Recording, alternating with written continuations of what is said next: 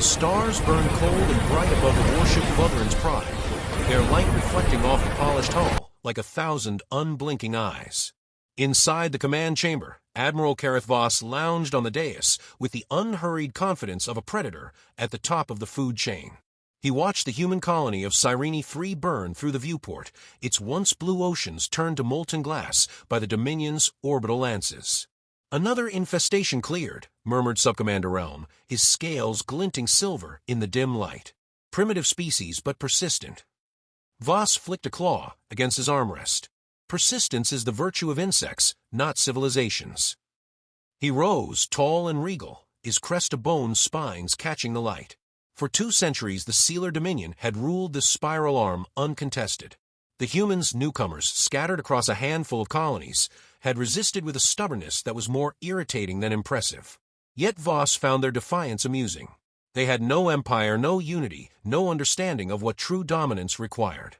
A junior officer turned from his console. "Admiral, there's a signal repeating from the surface. Standard distress code." Voss arched an eye ridge. "They still use analog frequencies." "Yes, sir. It's SOS." Laughter rippled through the bridge. "Let them cry into the void," Voss said with a thin smile. "No one is listening." He ordered the fleet to finish the bombardment and move on. Plasma torpedoes streaked toward the planet, painting bright scars across the darkness. The screams on the open channels faded into static. The war was over before it began, but the signal didn't stop. Even after the colony's surface had been slagged to vapor, the SOS kept echoing, weak, ancient, yet deliberate. The officer frowned.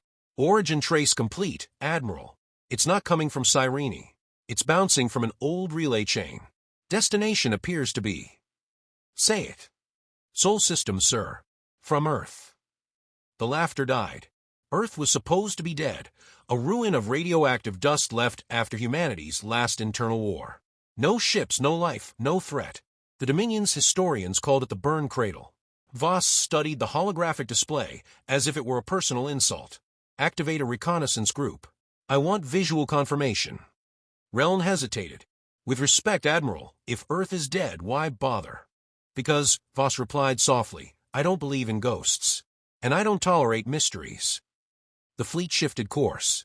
3 battlecruisers, 5 escorts, and the Pride herself broke formation and dove into slip space, the stars stretching into lines of blue fire. The jump to Sol took minutes. When they emerged, silence greeted them. The system was a graveyard. Ancient satellites drifted like frozen corpses. Shattered stations circled Jupiter. Even the asteroid belt seemed unnaturally still. "Scans confirm no active transmissions," Relm reported. "Thermal readings negligible. Radiation levels stable. Just wreckage." Voss walked toward the main viewport. "Where's their homeworld?" The image of Earth appeared, blue-gray, cloud-streaked, unremarkable. Its orbit was littered with debris. He felt faint disappointment. "This is what terrified half the frontier," he murmured. "A dying rock and broken toys." He turned to his bridge crew. "Commence surface bombardment. Wipe it from the charts. Let history be accurate for once." The first plasma torpedo streaked downward. Impact registered. Nothing unusual, until every console on the bridge flickered and died. "Systems interference," shouted the navigator. Signal flooding across all channels, old encryption patterns. The SOS cut through the static again, louder this time, echoing through every speaker. "This is Earth Command. SOS to any Deathworlder assets. We are under attack. Repeat, hostile contact in Sol. Request immediate response." The bridge froze. Voss frowned. "Deathworlder assets? What is that supposed to?" Then the tactical officer whispered, "Admiral, the transmission isn't directed outward. It's targeting us." The lights dimmed. Gravitational alarms screamed. Space outside the viewport rippled like water in a storm. One by one, colossal shadows tore free from the void, warships of impossible scale, their hulls matte black, bristling with rail lances the size of cities. "Contact. Multiple vectors. Hundreds, no, thousands." Voss stood transfixed. Each new arrival bore the same insignia, glowing in cold white, a stylized skull over a burning planet. Beneath it, 4 stark words, "Death World Response Command." A voice, calm and human, spoke over every frequency simultaneously. "Unidentified fleet. You have trespassed in a restricted quarantine zone. Stand down and prepare for inspection. Inspection. Relm whispered. We're the Dominion. They can't. Silence, Voss hissed. He felt something he hadn't in decades, a pulse of unease. He keyed his mic. This is Admiral Voss of the Sealer Dominion. You will identify yourselves immediately, or... The human voice interrupted, still calm, utterly, without emotion. Noncompliance will result in neutralization. Admiral, cried the weapons officer, their targeting arrays are active. Raise shields. Voss barked. Evasive formation Delta. But before his order could be completed, a single beam of blinding white light slashed across the void. One of the sealer cruisers vanished. No explosion, no debris, only an expanding sphere of ionized dust. Voss's heart thudded once hard. All ships retreat. Jump out of system. Slip space not responding, the navigator shouted. Our drives are locked. Locked. The word hung in the air like a death sentence. The alien fleet scrambled, weapons firing in panic, but their shots scattered uselessly against invisible distortions. The human dreadnoughts moved in eerie synchrony, forming concentric rings around Earth, like an iron halo. Then the SOS played one final time, this time not a distress call but a command. SOS acknowledged. Deathworlders en route. Initiating containment. The human fleet opened fire, not with fury, but with terrifying precision. Voss watched as his ships died without noise, without resistance, each blast erasing thousands of lives in a pulse of light. He tried to feel anger. Instead, he felt the creeping awareness that he had awakened something ancient and patient, something that had been waiting in silence for exactly this moment. When the bridge shook with the impact of a near miss, he steadied himself on the railing and stared at Earth's gray clouds. By the void, Relm whispered. They were never extinct. Voss exhaled slowly, every word tasting like iron. No, he said. They were waiting for someone foolish enough to remind them who they were. As the second wave of dreadnoughts arrived, surrounding them entirely, Voss finally understood that the Dominion's age of arrogance had just ended, right there, above a world everyone thought was dead. And Earth had just answered its own SOS. The bridge of the Vutheran's pride had gone silent except for the groaning of metal and the ragged breath of the crew. Admiral Kareth Voss stood unmoving, eyes fixed on the tactical display. Around him, the human dreadnoughts shifted into new formations, mathematical perfection rendered in motion, like a god's geometry unfolding in real time. They weren't chasing. They were arranging. Containment grids. Kill zones. Every possible escape corridor collapsed before his eyes. Voss's throat felt dry. How many? The analyst's voice trembled. Confirmed 247 primary dreadnoughts, Admiral. Secondary signals indicate several thousand autonomous craft. No transponder beacons. No IFF signatures. Ghosts, murmured Relm. The word fit. The human ships made no sound, no broadcast, no boast. Even their engine signatures were muted, controlled, disciplined. Voss had fought 100 campaigns, but he had never seen discipline like this. The Dominion prided itself on precision, but this was something colder, almost religious. Communications, he said finally. Open a channel. Any frequency. The comms officer hesitated. Sir, all channels are encrypted. They've hijacked our bands. Voss turned. Then use the emergency frequency. Old Dominion code. Make them hear us. Static hissed. Then clarity. This is Admiral Kareth Voss of the Sealer Dominion. We did not come here to make war. We came to investigate a distress beacon. You are in violation of... A new voice replaced his, seamless and calm, overriding the signal mid-transmission. Female. Human. Controlled. This is Admiral Elena Drake, Terran Command. Your investigation is complete. Stand down. Voss stared at the display. You claim to speak for Earth. Yes. And you would attack the Dominion for a misunderstanding. Drake's tone didn't change. It wasn't a misunderstanding. You bombarded a restricted quarantine world. That action triggered Response Protocol 1. Quarantine. Voss echoed. For what? There's nothing alive here. Incorrect. The line went dead. Seconds later, his screens lit up, planetary scans, feeds from their own sensors overridden by human code. Beneath Earth's surface, massive heat blooms stirred. Subterranean structures. Power grids activating. Orbital debris reassembling into weapon platforms. The humans hadn't just hidden, They had built a machine inside a planet. Reln whispered, they were waiting for us. Voss watched the data cascade across his display. Centuries of silence, all a facade. No, he said softly. They were preparing for someone. Maybe not even us. A ripple of movement outside drew every gaze. A human dreadnought, the TCS behemoth, drifted closer, its hull a labyrinth of scars. The ship dwarfed the Vuthran's pride. Along its flanks, the names of ancient battles were etched into the armor: Mars offensive, Europa collapse, Sol defense line. The marks of a species that recorded its pain as history, not shame. A new transmission arrived, visual this time. Admiral Drake appeared, her face pale and calm beneath the faint blue light of holography. Human eyes, gray as steel. No ornamentation, no rank insignia beyond a single star. Admiral Voss, she said evenly, you are trespassing on the Sol quarantine zone. State your purpose, or prepare for neutralization. He met her gaze with forced composure. Your species vanished 5 centuries ago. We assumed extinction. Drake's expression didn't change. Extinction is an assumption made by the comfortable. You could have signaled, declared sovereignty. Instead, you hide and bait your enemies. Her tone stayed level. We declared it. You didn't listen. None of you ever do. She cut the transmission. Silence filled the bridge again. The human fleet began to move, not attacking, not retreating, but shifting into a slow, calculated orbit around Earth. Drones detached from their hulls, forming a web of satellites. Containment complete.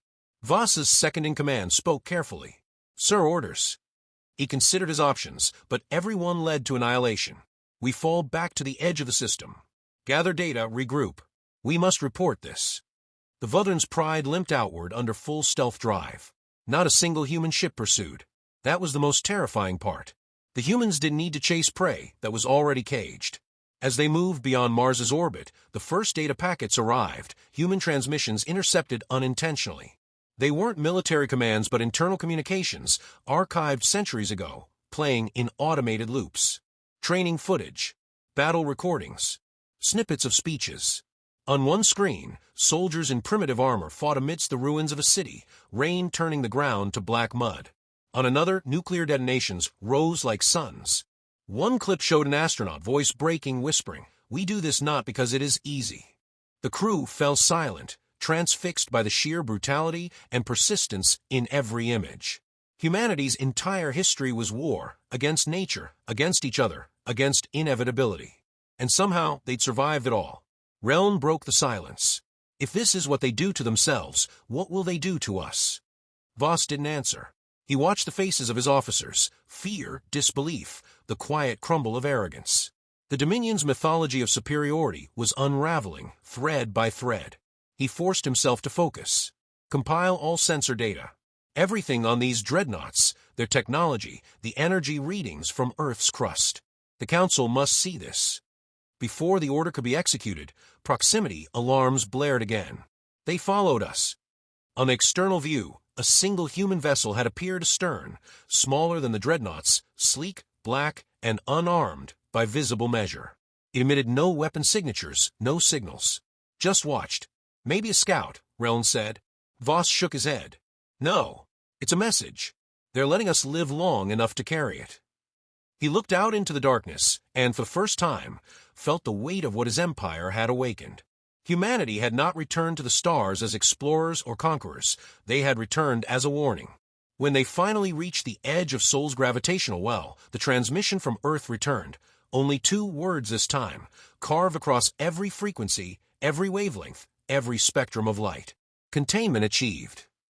The words burned through every monitor before the signal faded, leaving static and silence behind. Voss stood very still. His people would expect him to report victory, or at least control, but all he could think of was the calm in Admiral Drake's voice. She hadn't sounded proud. She hadn't even sounded angry. Just tired. He knew then that this wasn't a declaration of war. It was a statement of inevitability. The Dominion had awakened a civilization that had already lived through its own apocalypse and learned how to weaponize survival itself.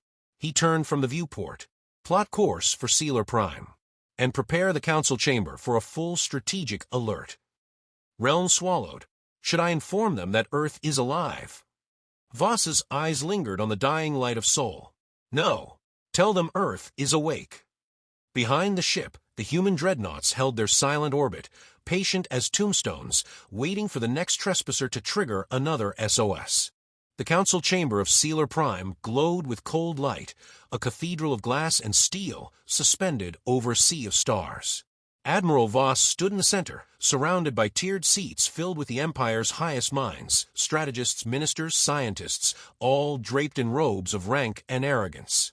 His voice echoed through the air as he replayed the footage for the third time. The emergence of the human dreadnoughts, the impossible containment grid around Earth, and the single phrase that had followed, containment achieved.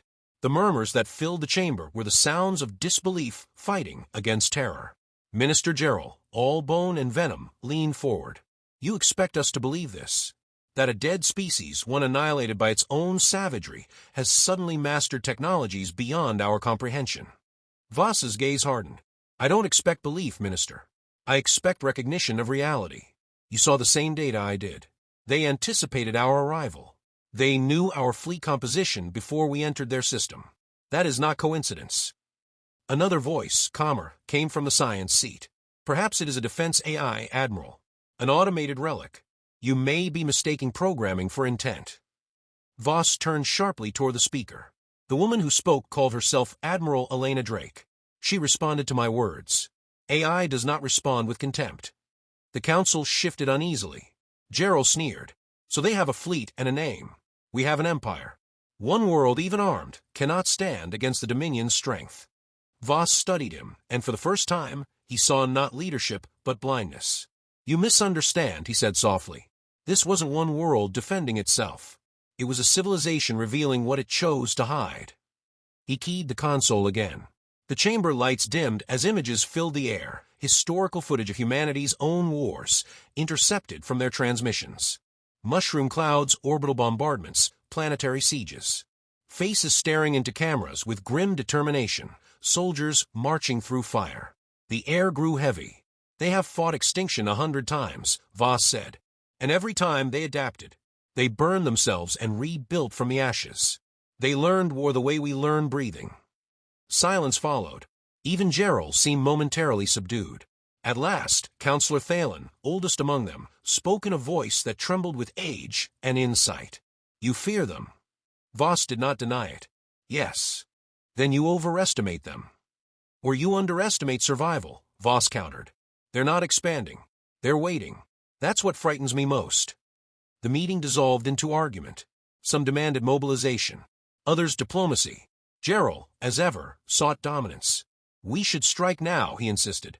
If their fleet is bound to their home system, we annihilate it before they spread. Voss stood apart, silent, until the debate became unbearable. You think in lines and maps, he said. They think in centuries. They build a world to appear dead, so no one would approach. And we walked straight into their cage. The room fell quiet again. Later, in the solitude of his transport vessel, Voss stared at the dark expanse outside the viewport. The council had decided he was to lead a reconnaissance fleet to test human boundaries. They called it Operation Proof. He called it suicide.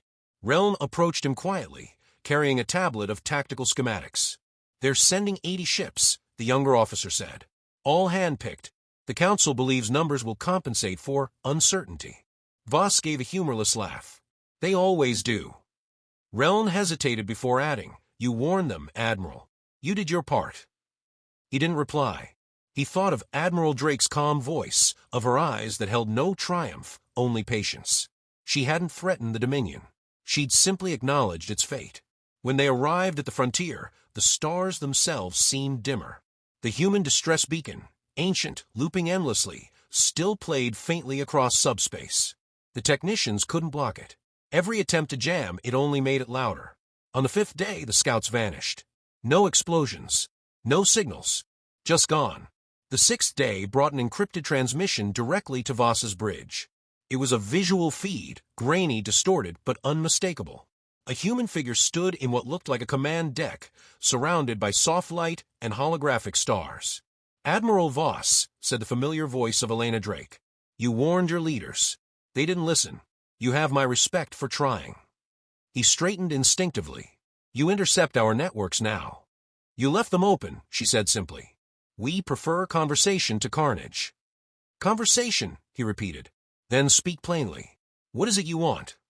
Peace, she said, and the words sounded heavy, worn from centuries of misuse. But peace requires containment. We can't have empires expanding into every system, enslaving whatever they find. You've done that long enough. Voss hesitated. You think to cage the galaxy. Her tone softened, not out of pity, but fatigue. We don't think. We act. We learn the cost of mercy too well. The image flickered out.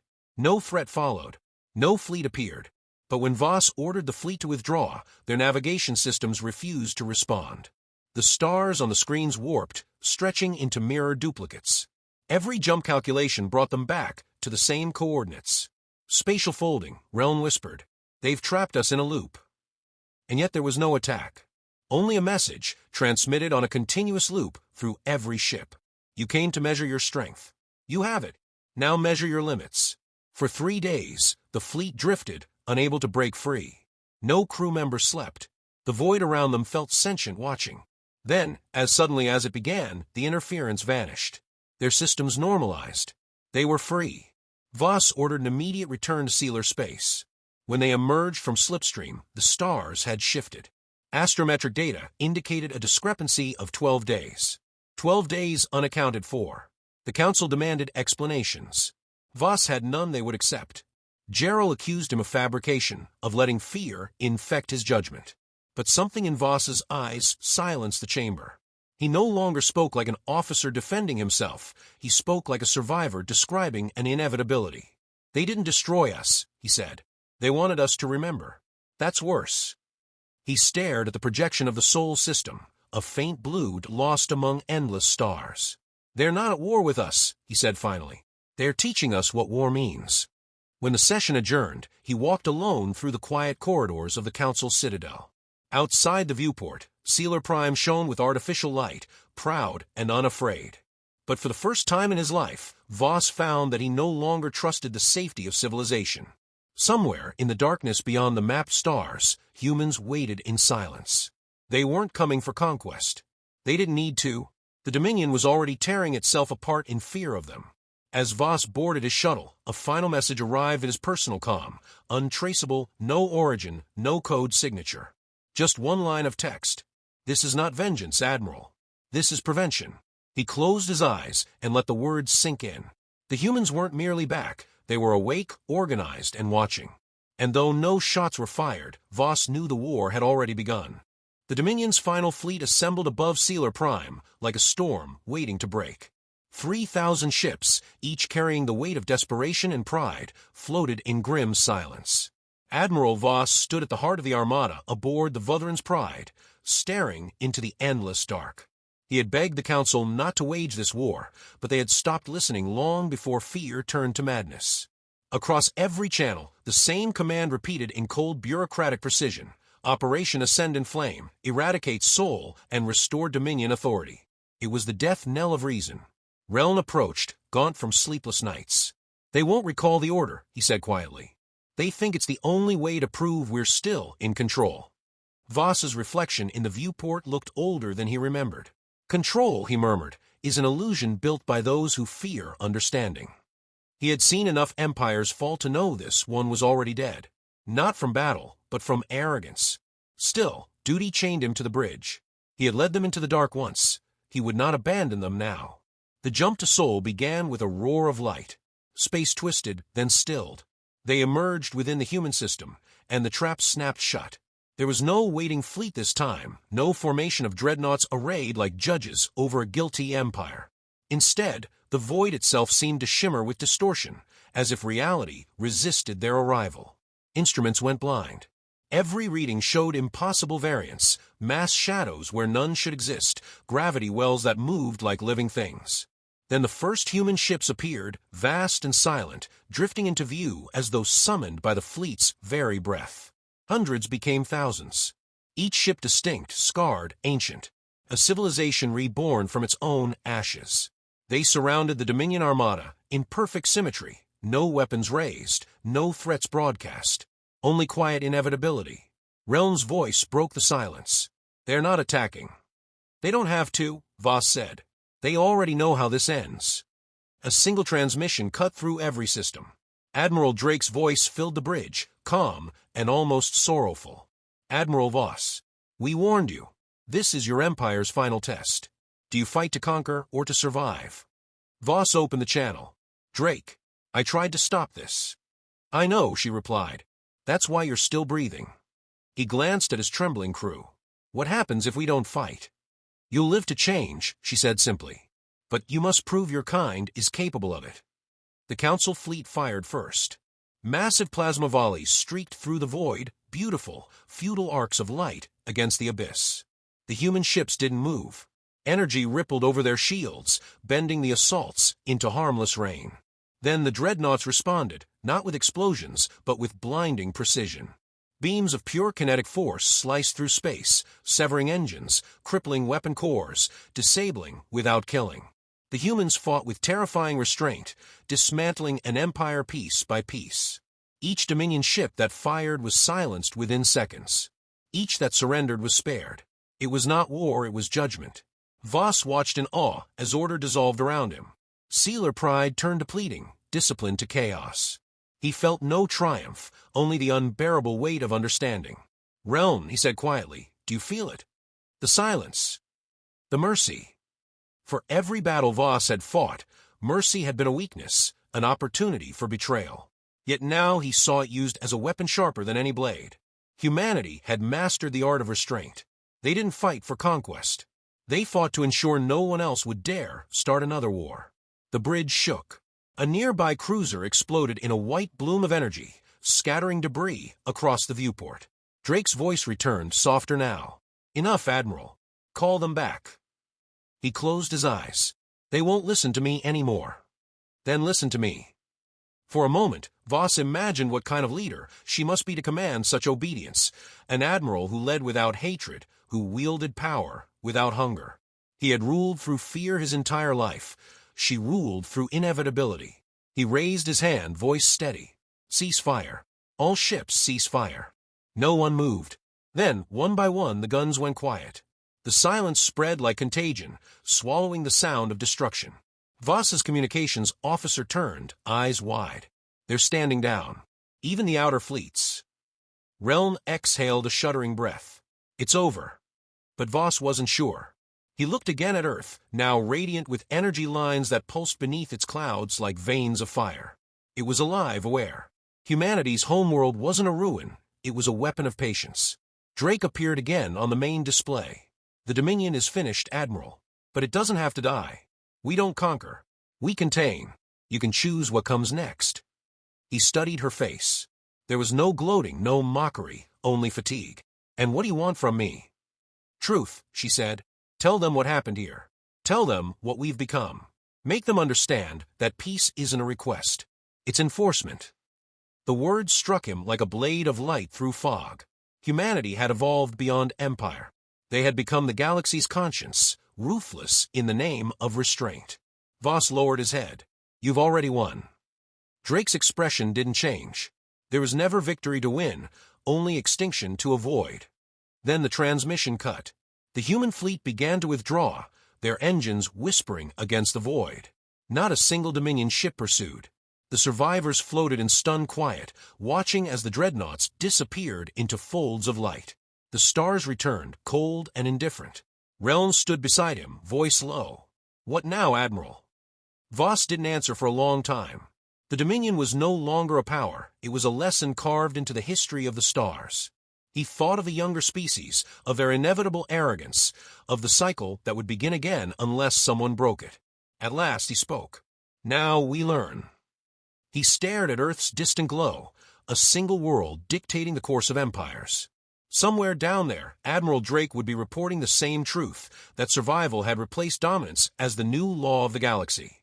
When the fleet finally returned to sealer space, there were no parades, no speeches. The council chambers were empty, their members fled or silent. The Dominion had collapsed under the weight of its own certainty. In the quiet aftermath, a single message echoed through every system, translated into 1,000 tongues. Cease hostilities. The age of Deathworlders has begun. Voss stood on the observation deck of the Pride, gazing at the fractured light of distant stars. He had once believed the universe belonged to conquerors. Now he knew better. It belonged to those who endured, those who remembered, those who learned when to stop fighting. And as the final echoes of war faded, he heard one last whisper from the calm. Never mistake silence for peace, Admiral. It only means we're watching. Voss closed his eyes, the enormity of it settling into his bones. Humanity had risen from the ashes not to rule, but to guard the line between civilization and extinction. The stars burned brighter than ever, and for the first time in his long career, Admiral Voss felt something close to hope, tainted by awe, bound by fear, but real nonetheless. The galaxy would never be the same, and neither would he.